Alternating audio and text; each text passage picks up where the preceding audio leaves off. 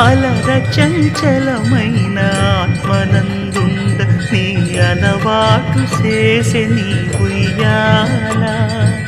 అలర చంచలమైన ఆత్మనందుండని అలవాటు చేసే నీ ఉయ్యాల పలుమారు ఉచ్ఛ్వాస పవనమందుండ నీ భావంబు తెలిపే నీ ఉయ్యాల